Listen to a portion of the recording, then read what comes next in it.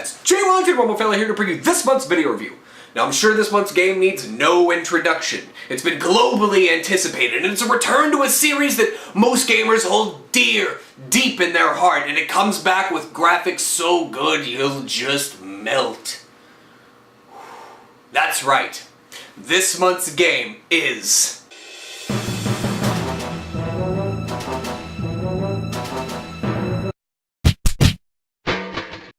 Kingdom Hearts 1.5 HD Remix!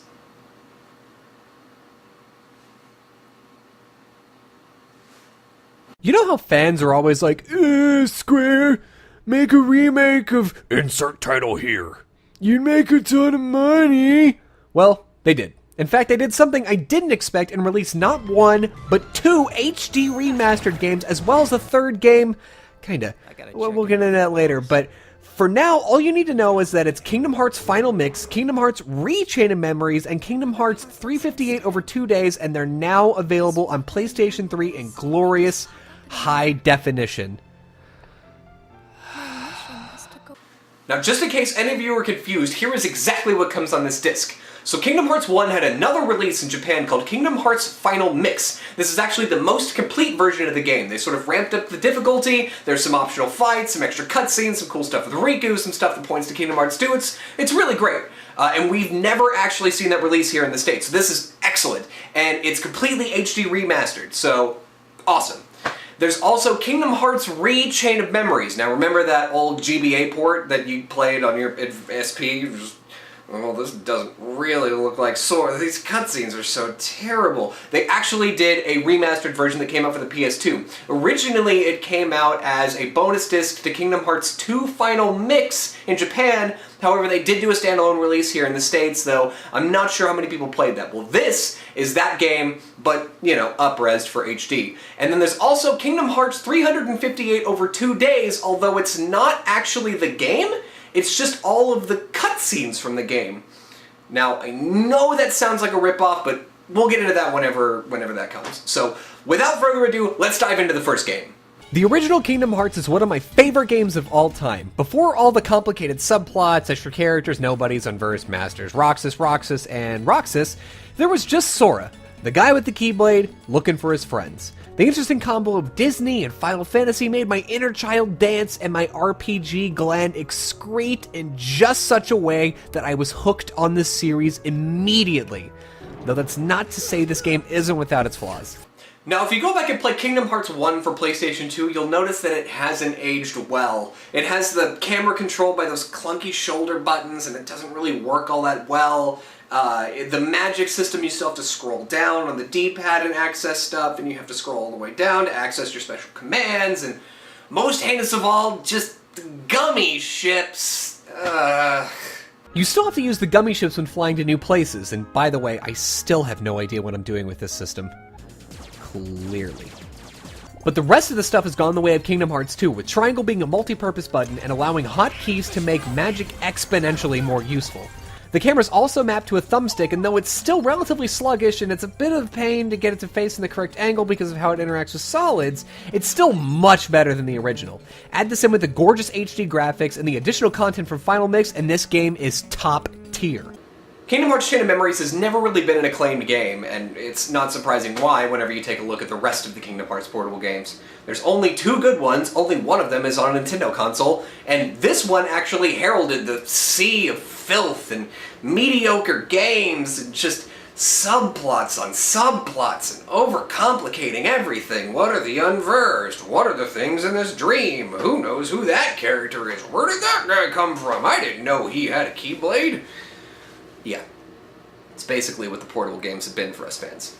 However, this game does deserve a bit of a chance. The other thing that it had going against it was that it was completely and 100% different from the first game.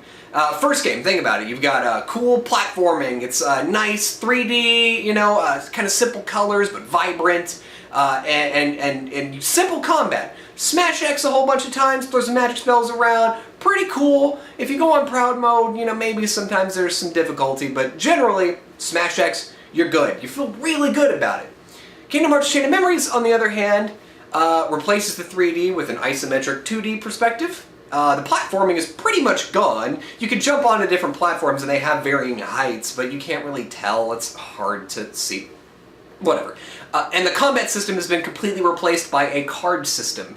Now, although it's not technically turn-based, it's kind of turn-based-y, but it's still kind of an action thing, and you gotta scroll through your deck and select one, and you gotta...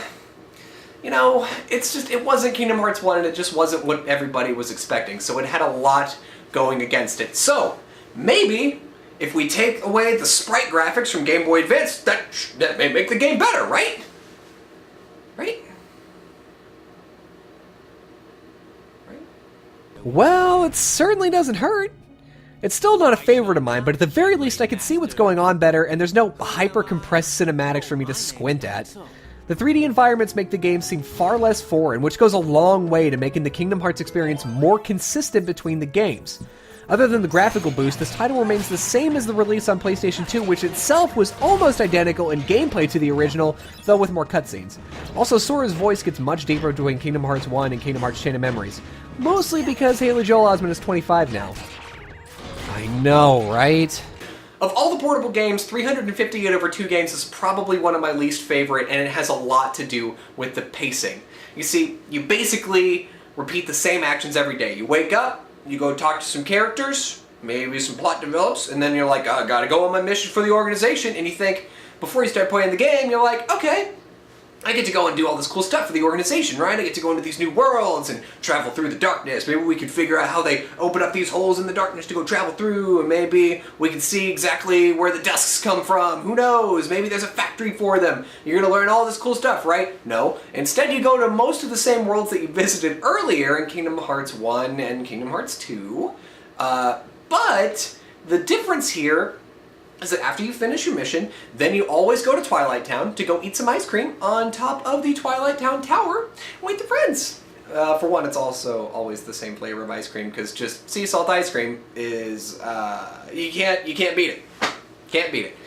Anyway, so you sit down with your friends and you go, I wonder why nobodies don't have hearts. It's so weird, guys. Do you know anything about when you were human, Axel? Haha, we're friends. This is my friend Sheila, and she's saying, we're all just best friends. Let's eat ice cream together. It's so great. Oh, wait, but we don't have hearts, so we don't really know what that is, right,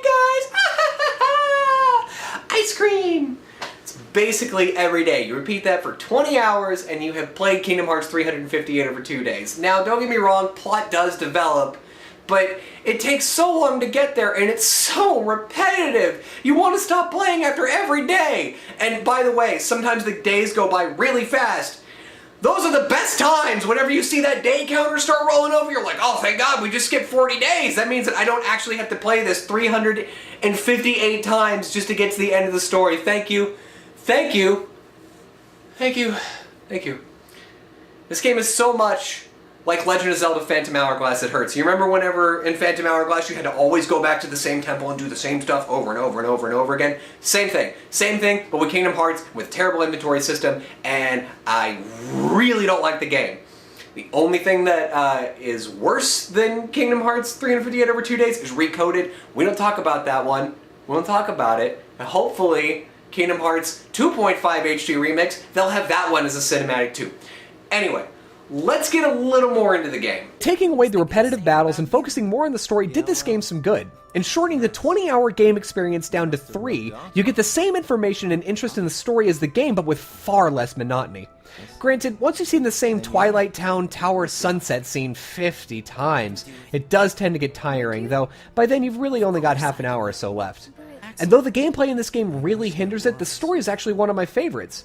It has just enough, to make you want more answers, and the themes presented in the friendship between Roxas, Axel, and Xion are great. Overall, the story is one of my favorites of any of the Portable series. Though it's limited, it did its job with emotional impact and more visceral interpersonal relationships than any other Kingdom Hearts game. And I know that's coming from a game that refers to literally every bad thing as the darkness. And that's a big surprise, but trust me on this one. It's really, really good. So the games by themselves are good, but is the entire package worth the current price? Absolutely. Not only do you get a version of Kingdom Hearts 1 that was never released stateside, all the HD graphics look absolutely beautiful, and you do get 2 extra games that maybe you didn't experience if you didn't buy into that particular Nintendo handheld. Now, you get the first 3 games chronologically. Okay, technically that's not true. They're 2, 3, and 4, but, I mean, from the perspective of 1, and with all of the characters involved, just whatever. For argument's sake, they're the first 3 games. Whatever, it's Kingdom Hearts. You get the first 3 games, which is great for hardcore fans because that means you get to re-experience the beginning of this generation. And for first-time buyers, this is actually the perfect way to get into the series. You get those first 3 games, you get to experience everything you need to experience in a condensed format, in nice, beautiful HD graphics. I can't think of a better thing to buy if you're wanting to get back into Kingdom Hearts, or if you're a hardcore fan like me.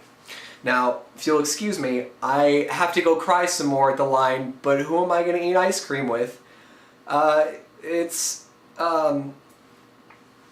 You'll understand when you see it. This has been Jay Wellington Romefeller, bidding you a good evening of good gaming.